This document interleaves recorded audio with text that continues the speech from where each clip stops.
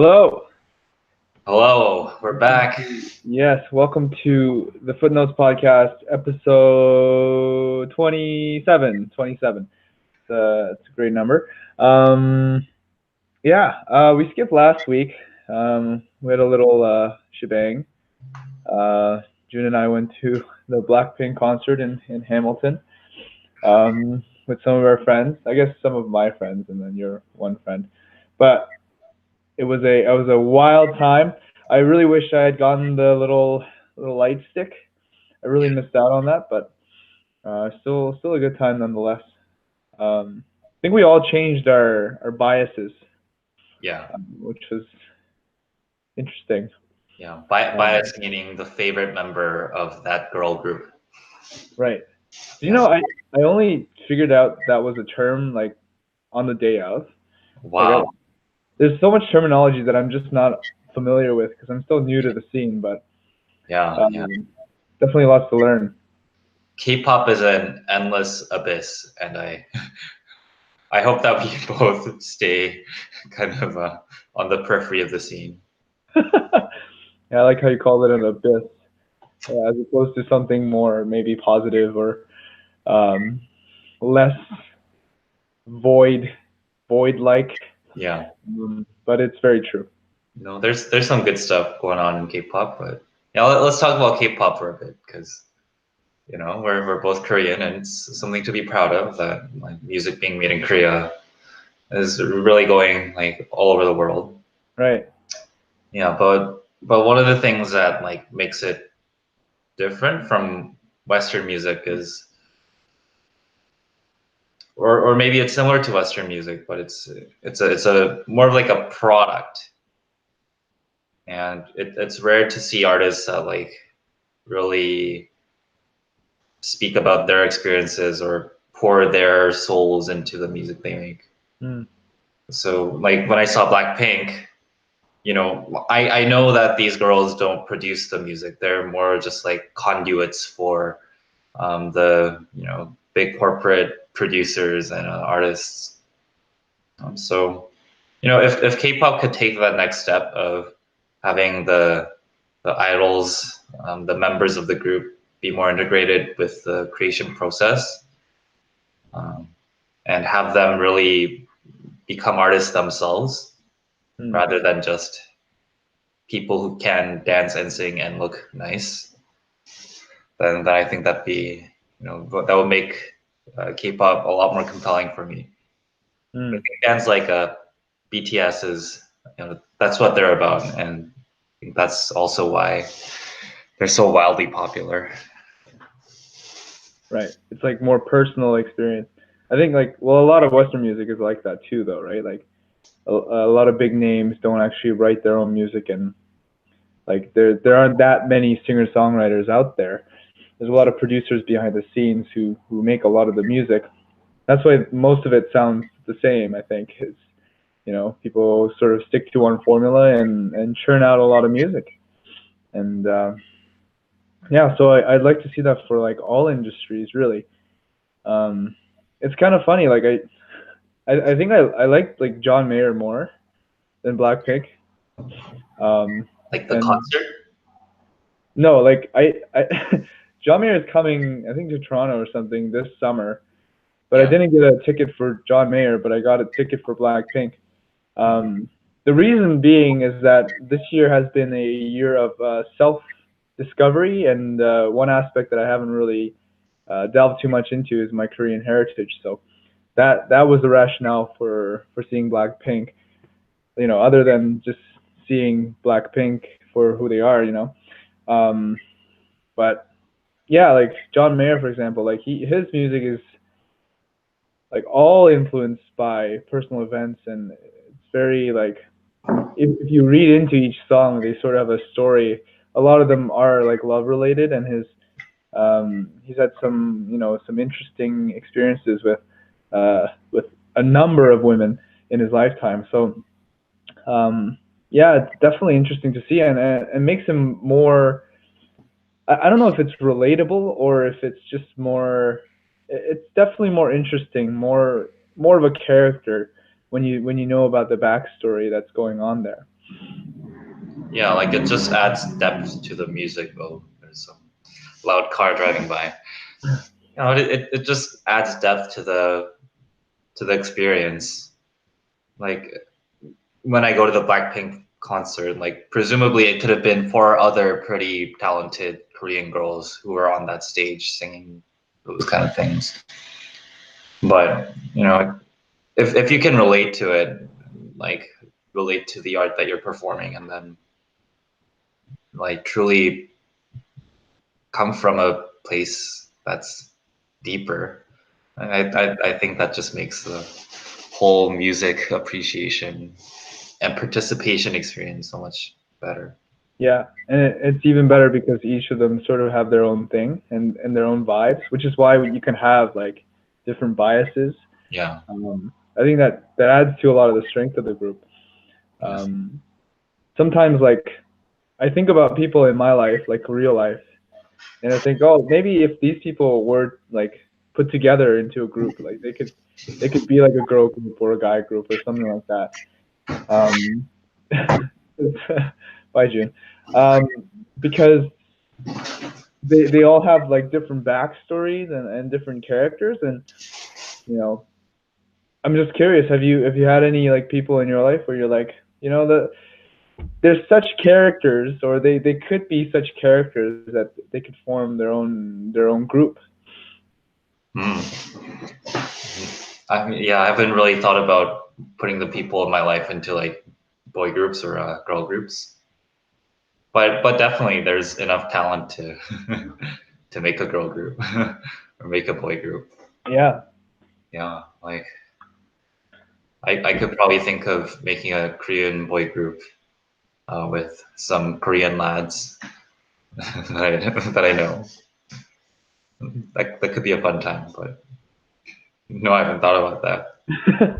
Sorry, it's kind of a weird question, but sometimes I just uh, like have a lot of fun with thinking about the people that I interact with, because a lot of times, like when you have like big groups like this, or like celebrities or people in the media, like they sort of act as the celebrity figures in your life, and you sort of separate them from the people that you interact with and the people that you have relationships with. But a lot of those characteristics that celebrities have are present in the people around you, right? And yeah, in that way, you sort of get to be friends with uh, celebrities of your own, which I think is an interesting idea. I think it definitely keeps relationships interesting. Relationships being like any sort of relationship, really. Um, yeah. Yeah, I mean, yeah, it's like yeah, it's funny because you said the people in your life are like celebrities of their own, but the just reversing that, like, and celebrities are just people, right? Their experiences are more or less the same as you and me. Just some aspects of their lives are like just extraordinary in some ways.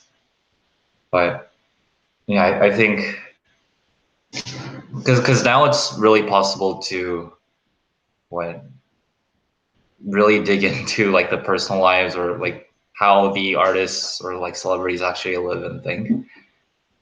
And it's and I think like BTS, like the biggest K-pop boy band, like one of the reasons why they're so popular is that they like constantly broadcast themselves, like their own personal lives through like live streaming. And you once you get to see like some of those behind the scene moments, you realize like yeah, they're just people too, like people like you and me, Mm, and all with our characters. Everyone could be a celebrity, yeah, or some kind of figure. right. And Yeah, it's made easier, of course, by things like YouTube platforms, social media platforms. I only recently discovered that Instagram. There's like Instagram. What do you call them? Like celebrities or like public yeah, figures with yeah, like thousands and thousands of followers. Sometimes even more than your mainstream, movie stars and like film stars and artists and things like that. I find that fascinating. It's like people are it's like their own venture. And it's Yeah, a venture of like social popularity and like social presence. yeah. Yeah, And I don't know, I think so. People are always looking for, let's say, someone to worship or someone to like look up to and admire and love. idolize. Yeah. Yeah, and idolize them. And yeah, I guess you've created this this platform where that can happen very quickly, through images and sharing and there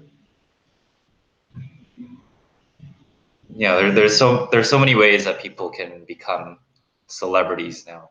Or if you have something to say, or if you have a skill or a talent, you can put it out there immediately, and other people can find that Hmm. and admire that. That's that's really cool. It's like the gap between a regular person and a celebrity is slowly diminishing. Hmm. Whereas like if you wanted to become a major celebrity who got lots of attention, you might have needed like maybe 50 years ago a close connection to the industry, like someone who worked in the industry, someone who could give you an in, right? But now that process is, compared to that, much more democratized, Mm. and okay, everyone can be a star. And I think like everyone has something in them or to them, you know, that could, yeah, be like a star and be worthy of like admiration and attention. So Right.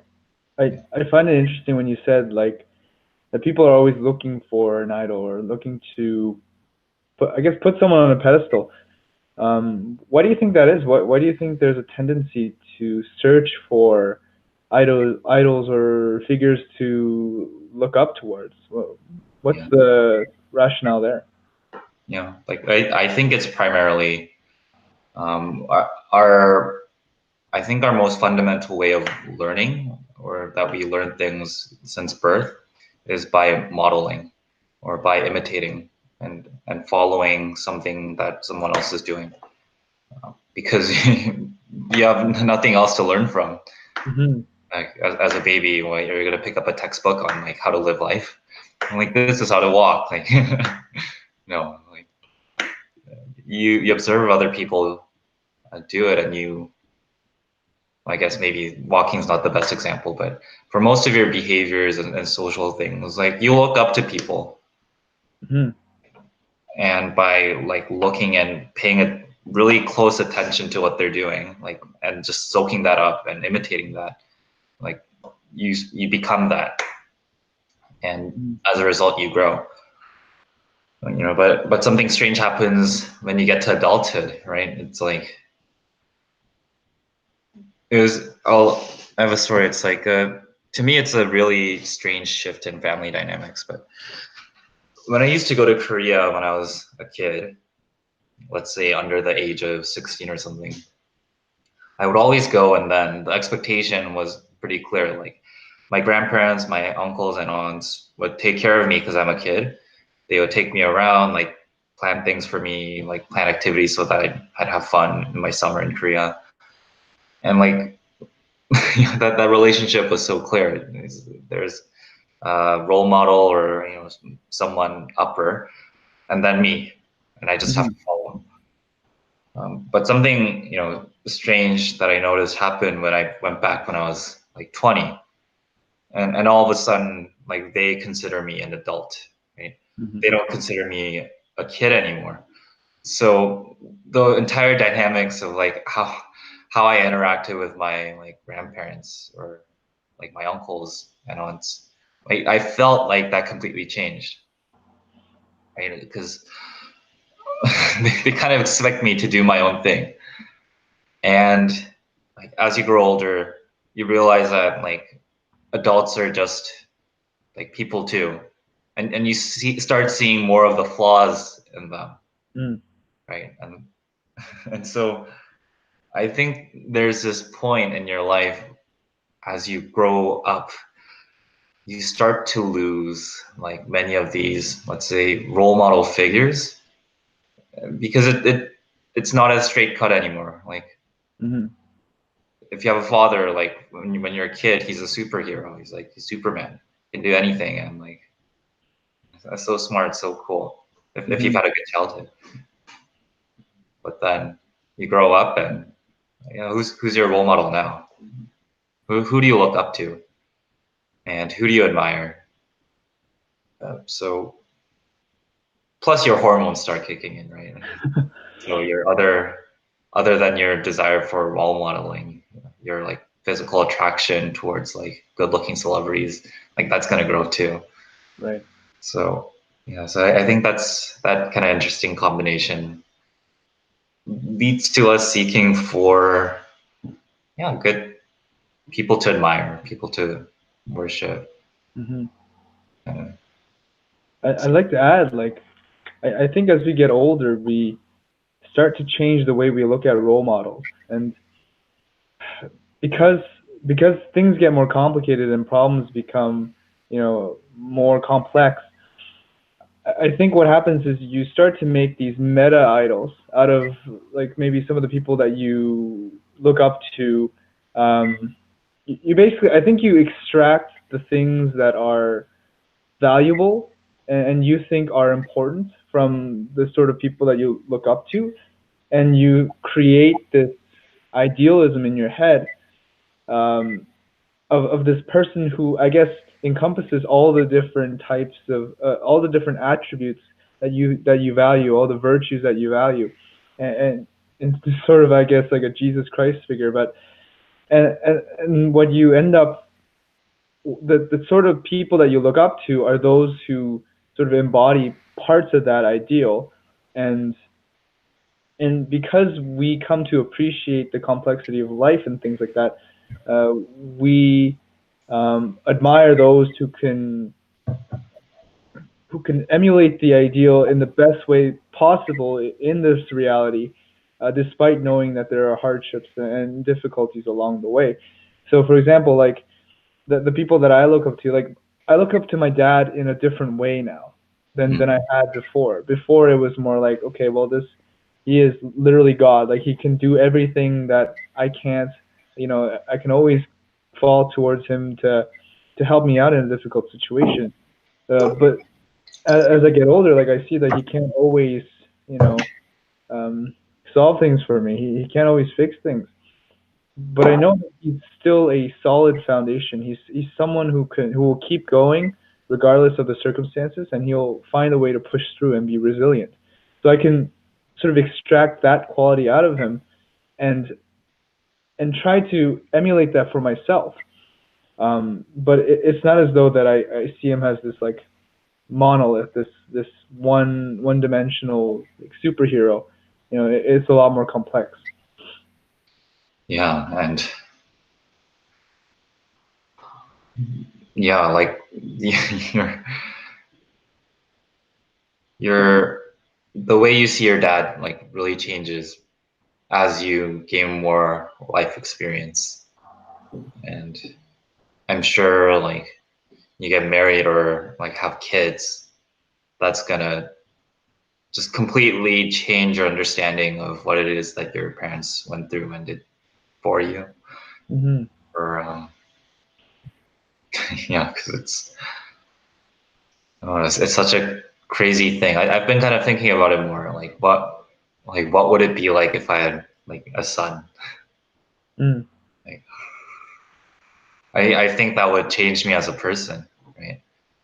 There's because now there's someone who's looking up to you and who's trying basically soaking up everything, all your little habits and mannerisms, Hmm. and like observing that and learning from that.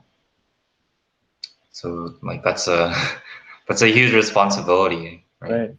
Yeah, this little seed is going to, yeah, if you're not careful, like might not turn out great.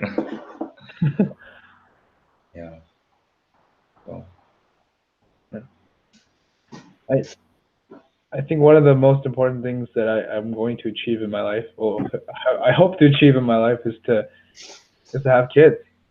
Um, and I think I want more than one because I don't know. I grew up an only child, but it's kind of sad to think maybe if I marry someone who's also an only child, that our kids will have no uncles or aunts. But yeah, I think Mhm. that too. Yeah, Yeah, because like yeah, I I yeah. like think about my experiences with my uncles and aunts and like all my cousins, and I remember how fun that was and how, Mhm. you know, just I still remember like when I was 5 or 6 years old and my baby cousin was born. Just like holding him and feeling responsible and having him really look up to you and admire you. Like knowing him since like, basically day one or like very early days. Mhm. That's such a what an experience for like a little child to go through, right? So, but maybe we could talk about some like practical issues. So here, like the cost of raising a child, like I think can be like extraordinarily high. Mhm. And I think the situation is worse uh, in places like Korea where there is a lot of additional activities and kind of educational things that are expected for each child. But I mean, even here to ensure, yeah, just like feeding the kid and then sending him to or him or her to classes outside of school, like violin, dance, like whatever. Right. It's like a lot of money, a lot of resources and time, and it's something that not a lot of people have anymore. And I think that's like so tragic, not having that time to spend with your children. Um, and I don't think as great as careers are, I don't think that's a sacrifice that I would want to make. Like in those formative years, I'd like to like be with them. And I'm talking as if like I already have children. Yeah. Yeah, I don't. But it's like it's the kind of things you think about when Yeah. you're close to hitting 23. Yeah. Maybe like a century ago, like by this age, like it wouldn't be like too uncommon to have maybe two kids at this point. Right. And right, so like it's a very challenging time or environment to like raise lots of children and spend lots of time with them and be financially or like career wise successful, and it's like there's a lot of stressors on people and on the family unit. You have any um, ideas for solutions? On how to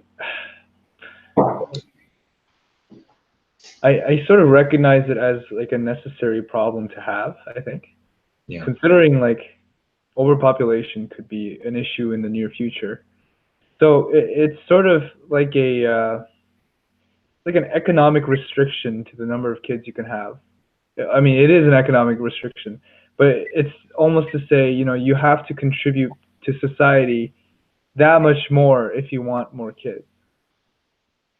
Like you have to have like an income of like 300K to have two or three kids because that's the only way that they're going to survive. But also, that's sort of what society expects of you to give back. Um, so I think perhaps you and I are fortunate in that way. Following the route of medicine, like financial wise, like we're not going to worry too much. But in terms of people who may not be as well off or as privileged, you know, it becomes, I think, a difficult trade-off of something. So something has to fall through, and unfortunately, I think a lot of times those things that fall through are what you just mentioned, are like the extracurricular stuff, the other life enriching activities. Um, and I wonder, like, to whose benefit it is really to have more kids. Is it more to the benefit of the parents, or is it more to the benefit of the kids themselves? And so there needs to be this discussion of, what's best for the most amount of people. What's utilitarian. Um, it's just not feasible for low income families to have so many kids when they can't support them and give them the right environment to grow. So that's a very paternalistic thing to say, I know, but I think that is sort of the reality. I love to hear some alternatives though, because I'm just trying to be as realistic as I can. I think it just becomes a trade off at some point. Yeah, like it seems like there are sort of these economic constraints really put on people and relationships and families. Yeah, I think that's so unfortunate, and I don't quite say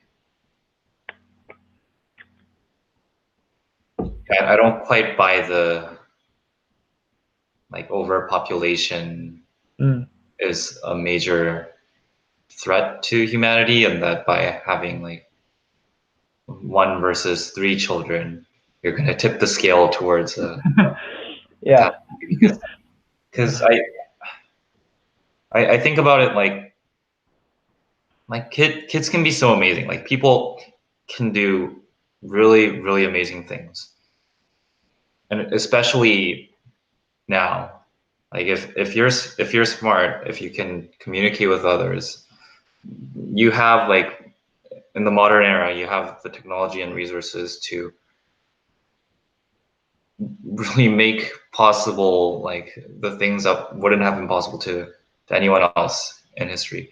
You can have like instant access to any kind of knowledge that you want from any corner of the world.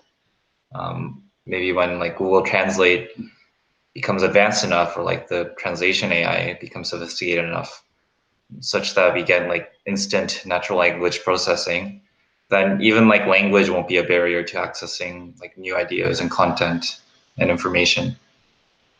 Um, like we're teaching each other how to do everything like mad, and like like for this like specific brand of camera, I can query like a very specific question like, oh, how do I live stream using this software, using this like USB Mm-hmm. on PC on the Canon M50, and someone out there has made a video on it. Kind of right, just like the kind of things that would not have been possible without this giant network infrastructure. Right. Um, and like like the phones on our camera are now more advanced than what was used to like film the 2001 A Space Odyssey by like Mm-hmm. Stanley Kubrick, like I think Oscar-winning film, right? So technology-wise, like the kind of problems and things that people can create, especially if they're if they're smart, if they're healthy, if they have a like confident and good attitude towards life and Mm-hmm. confidence about what they can achieve, that that can make them so powerful, right? And I feel as though like if I had kids, like they won't have to repeat some of the mistakes or some of the like let's say environments that were not so like optimal for my learning or for like people's learning in general. Mm-hmm. Like I feel as though I could help them avoid some of those, so that they could be like when they're 12 or 13 years old, they're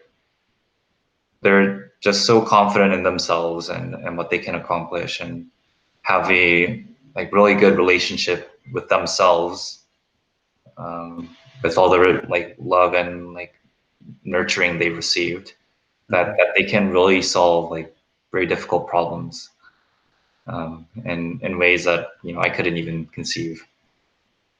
Man, I sound like I'm like for 40, like 50. Yeah, are you sure you don't have kids? Are you hiding that or? Yeah, yeah, like, oh hey, little June, come say hi to. Yeah, but yeah, I think about that, and Mm, it's like how might I or other people who want that kind of path, alternative, non-mainstream path for their children, like how might they make that possible within like the current economic climate and within like the current like society that we live in? yeah. It's a tough problem, but it's something that I'm like I think I want to consider and work through. Hmm. I think some of the things you mentioned, it's like a parent's dream, right? Like to have their kids be healthy, to have, the good education and be able to be like good people and have good problem solving skills. Like these are things that I think most parents, I'd say like 90% of parents have struggled with in the past, like whatever, 3, 4 millennia or however long we've been here. Yeah, Um, but I think it's one of the most like admirable pursuits, and there's so much meaning to it, right? We spend a lot of time. I know, like you and myself, like we spend a lot of time figuring out like our own problems and becoming, more sympathetic towards ourselves and understanding ourselves better and working through these problems. And then there's that role shift where when we have kids, we want to provide that for our children and try to help them along the best we can. And I think one of the struggles is that life always throws a curveball somehow, yeah, and maybe like some weeks you're just so tired and you're so fatigued and exhausted that you do something wrong with your kid, like you dismiss them or you're just tired or whatever, and that leaves an impact. Or maybe you don't have maybe the financial ability to support your kids in the way that they need to be supported. One of the things that I'm really um, grateful for my parents is that they never made me feel poor, despite the fact that we didn't come from like a very um, rich or prosperous family. Like they never made me worry about the things that I was a part of and the things that I got like financially wise. Um, Although like looking back, I know there are like some opportunities that I wish I had taken that would have cost maybe a bit more, but would have helped me in the long run. Anyway, this is to say, all these challenges are going to be tough to deal with, and I don't know. Like I want to talk more about this too, in terms of what would be best to help your kids become those things that you were talking about, to have those attributes of good problem solving and self self awareness, self love, those kinds of things. Yeah. yeah. I think the best thing you can do for your child is to like learn how to treat yourself right first, right? Like as we said, kids learn by observing, and kids just soak everything up. Like just their attention is glued to you because you're Hmm. the most fascinating, coolest person in the world, right? So I think the degree to which you can like work yourself out, work on yourself, make sure that those kind of like tiny pathologies that are in you are kind of resolved. Hmm. Um, one of the, let's say, like Asian pathologies might be one of like withholding emotion Yeah. or not expressing to the full extent of what you feel to someone. And I'm I'm not sure where that idea really started to take root, but I'm sure it had some utility or function or philosophy behind it. But yeah, and I think that's something that's like a bug, inherited bug that we may have to kind of change so that we become more adept at, let's say, expressing our emotions and expressing like, just so like you could even express your love to the fullest to like your children, right? And like saying like I love you to them, and Hmm. not feeling like that's weird or that shouldn't happen. So Right. I think there's those kind of little tweaks we need to make like within ourselves, um, and yeah, and to be the best kind of role model that we can be in front of them, Hmm. right? So this personal development will really like feedback and echo throughout the generations. So if you can like really struggle towards a higher and higher place and embodies some of the like, traits that you really value, then I think that's the best thing you can do for your kid Hmm. or kids.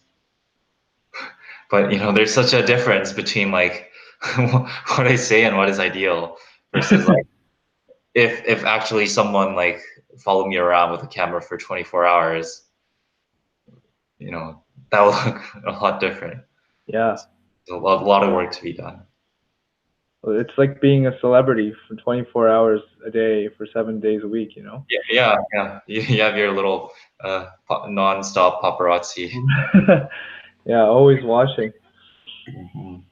Yeah, I I I agree with you totally, but I guess the worry that I have is, what if the types of problems that my kid has are not the types of problems that I've had? Like, what if it's like a totally different, you know, set of issues that I've never had experience with? I guess it would just be being open-minded and trying to work those through with your kid or your kids, um, as we do right now. But I hear it's harder when you're older to to stay open-minded or to be welcoming of new information.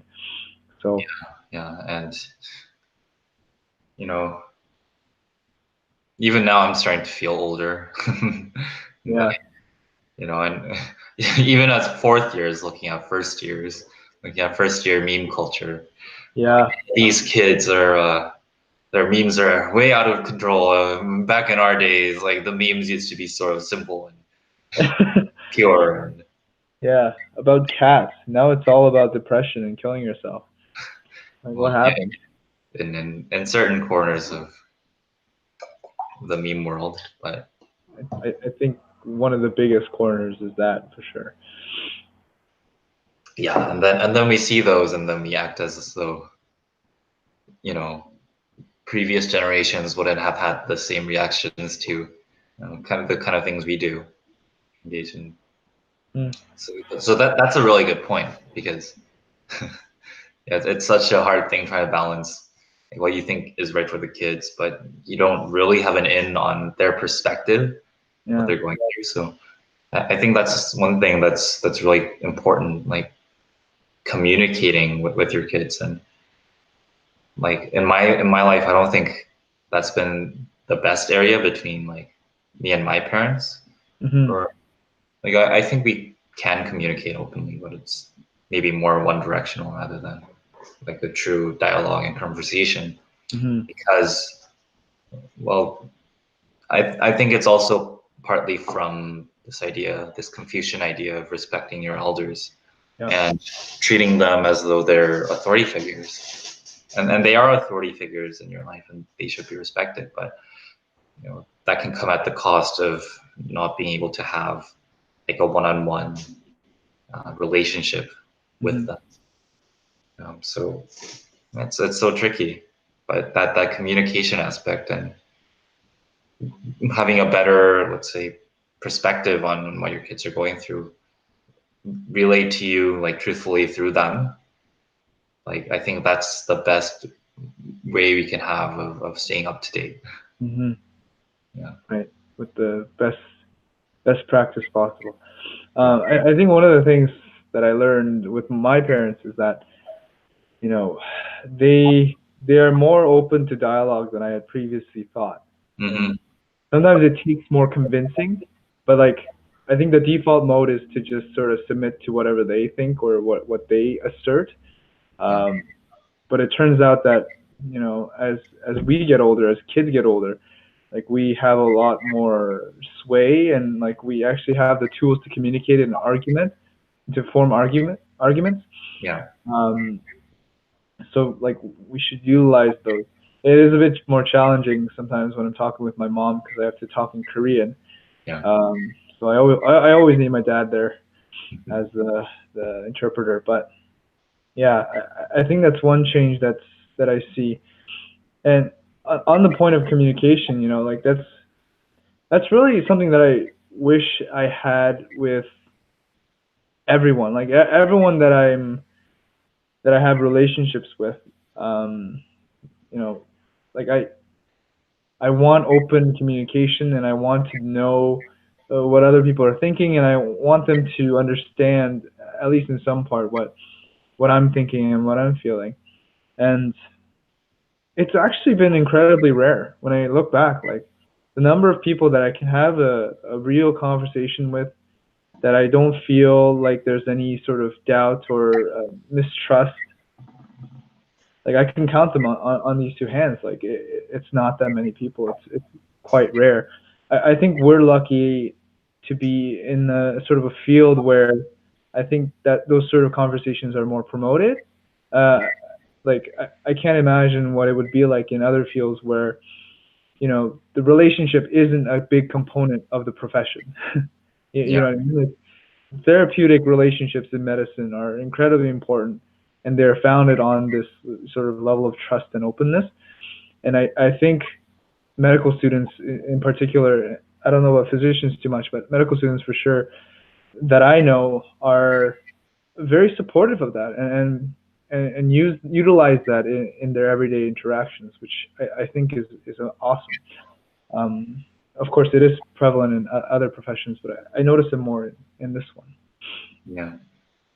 And like it's tough because you have certain, let's say, um, limitations on the kind of social interactions you could have with people because because of shared expectations about what happens in a certain place, right? So like when you're in class or when you're your buddy at the library or something, like time is there to study, like time is there to pay attention to something else, like time is there, right? Mhm. um, and there's not really time dedicated to the express purpose of like I will communicate with you now. Right. Right, in like a very open way, like maybe over meals, and it'd be great if more people ate meals together, but that also seems to be a rarity Mhm. or a luxury nowadays. Yeah.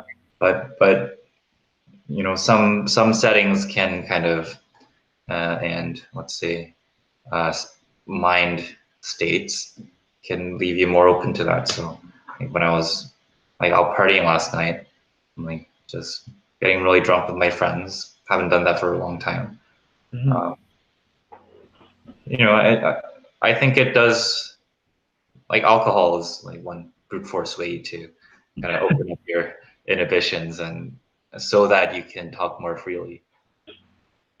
But it's hard because it also inhibits your ability to talk Yeah. very well. But if you have a good balance and you have the right space and the right time, then I think that's like one way that you can have those kind of shared like open communication moments. I think that's what a lot of Koreans do, like drinking and eating and talking are like such a big part of the culture. Hmm. Um, and so yeah, like I don't think we need to be having profound, deep connecting moment conversations like with anyone at any times. But I think the reason that some people might feel that way is because we've been so deprived of it, like the maybe common social rituals that would facilitate that process, Hmm. like at a like over a meal or like at like a bar or something. Yeah, that's it's kind of gone. It's very expensive. It's hard to find time for it, Hmm. so it's difficult. But Yeah. Yeah, now that you mention it, like I eat like I think 80% of my meals by myself. Like Yeah. 70 to 80. And like even when I was growing up, because my parents were working all the time, like I would almost always like eat either by myself or with my grandpa, but like we wouldn't talk. Like Yeah. eating at the talking at the dining table has not been a common thing in my life. And when I think about it, like that is such a great time and place to to have these sort of conversations, right? Like you're eating food, you're like I think your pleasure centers are probably stimulated if the food's Yeah. good. You know, you're having a good time. You're sharing that time with other people. It's just the perfect time to open up and yeah, to build that relationship. Yeah. Like there's no other time, no better time to talk to someone other than like when you feel satiated, and Hmm. like that's our most basic need. So you don't want to be talking hangry, right? Right. And the word like for family in Korea, there's many words, but one of the words is 식구. Hmm. And so if you trace back the meaning of that, like 식 refers to like food, and gu is supposed to be entrance. So I'm not sure what the interpretation of that is, but like Yeah. maybe people who share food like in a house, so like in a common entrance like space. Mm. That's what defines family. Like that's the kind of like evolution of words that we found appropriate to describe that experience of family. Mm. So, and I think you see that longing for sharing food with other people and the rise of like mukbang, or Yeah. mukbang, which is the act of like streaming yourself eating something and other like millions of other people like watching you eat food. Yeah. Yeah, and I think the trend got so popular in Korea because everyone was feeling lonely, and like when they're eating, they could also put up a live stream of someone else eating. Yeah. So kind of a sad, but like it's very sad, but it's a temporary solution kind of thing to like a deep longing of ours. So Hmm. yeah, it would be good to share more meals with people or have an environment that's conducive to like making food together and sharing those meals. I I just forgot what I was gonna say, but yeah, mukbangs. Like when we eat as a family, like we usually just put on like a TV show or variety show, Yeah, and that fills the silence. Um, yeah, which is I don't know.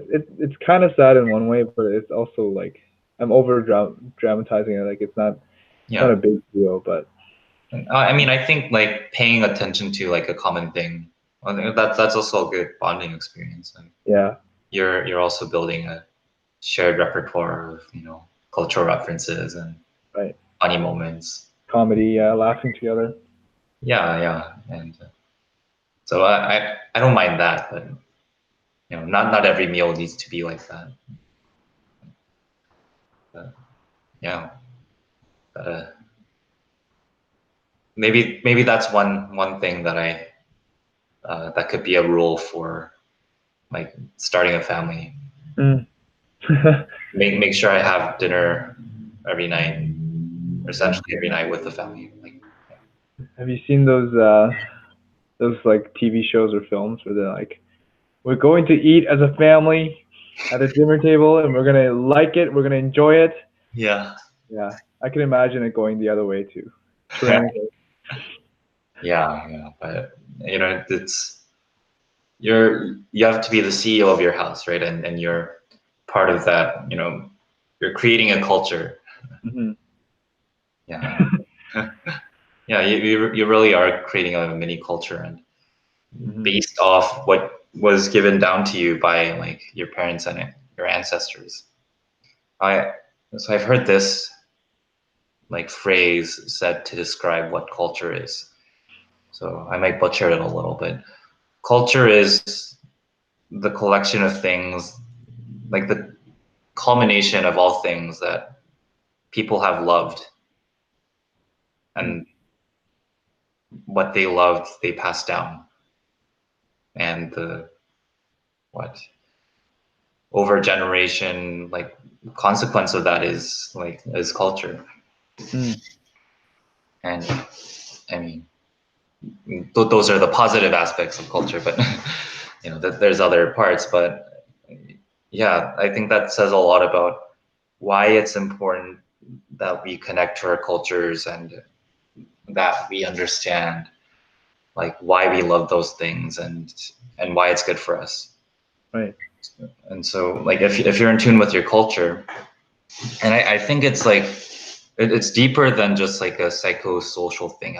I really do think it's a fundamentally biological thing too, because I've gone on this rant before, but well, let's do it again. So imagine that you like live in like a common shared environment for, let's say, a good course of like 1,000 years, right? Mhm.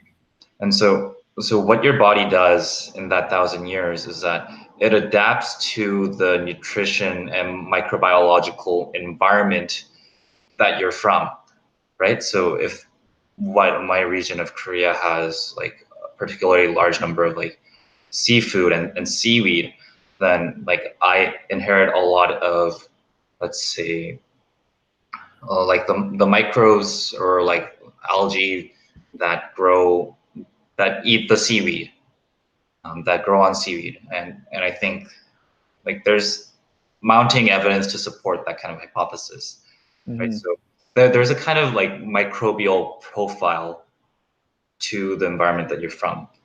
And that microbial profile of your environment also gets reflected in your own body.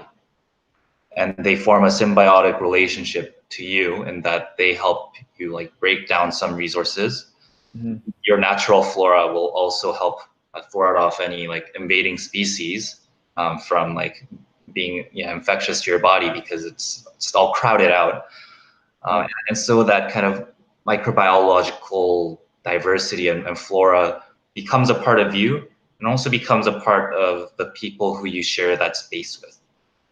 And not only that, like Koreans especially have developed a mechanism of like sharing microbiota. I think this is part of the reason why we like love sharing food. That's a big part of the Korean tradition, right? Like we have like a Mhm. big soup bowl or something, and Right. everyone eats from the same thing. Yeah. Like you can see that as being like, oh, unsanitary, but like that's such a deep part of our tradition. And Right. I think that's something that like have really homogenized and brought Koreans together like over like thousands of years, because like geographically we're like such a tiny peninsula nation in between these Mhm. big powerhouses needed to stick together. So, and I think all of that, like your cultural history and like the environment that you're from down to the microbiological level, that determines your like preferences and tastes. And Mhm. so since I started having more problems with my gut, I started to pay like really close attention to like how food smells to me, or like how food tastes to me, like when I initially put it in. And like what I notice now is that like at the back of my throat, or there will be, I can sense some kind of like weird funkiness Mm. if the food that I am having is like not good for me, or that I can somehow predict what kind of effects it's going to have to my gut in like 30 minutes. Mhm. And that funkiness, like you kind of associate with a kind certain microbiological profile, right? It's like usually fermented foods that some people find revolting, and some people like absolutely love, right? So I think that microbiome, we call it microbial culture for a reason, right? So Yeah. our culture is not just the like collection of psychological and social and behavioral traits and artifacts we pass down, but it's also something that's like very well fine-tuned and adapted to the environment that we live in, to the microbial world. Like Hmm. all of the things are like stacked and calibrated for our like bodies, Hmm.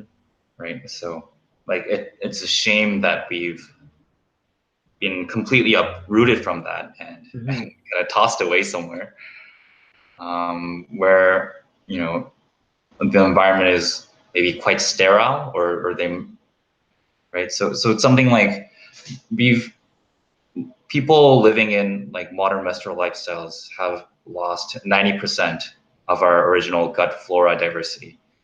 And you can see this by comparing to like indigenous like stool samples and the diversity that they show in like the Amazons, like those remote places. Hmm. We're like ecologically destroying our microbiota in the very same way that we've like been uprooted from our culture. We've been uprooted from the microbial culture too, right? So I think that, well, yeah, that's the reason why culture is so important, and to be embedded in and to share a common culture is so powerful, and that's something that can really facilitate like and like good optimal health and happiness, cohesion, and like, yeah, and so that when all those things are together and you're sharing a meal that comes from the land that your body is adapted to, with a microbial profile that everyone in that group like likes and thrives off of, Hmm. like then it can be a much richer and deeper like experience.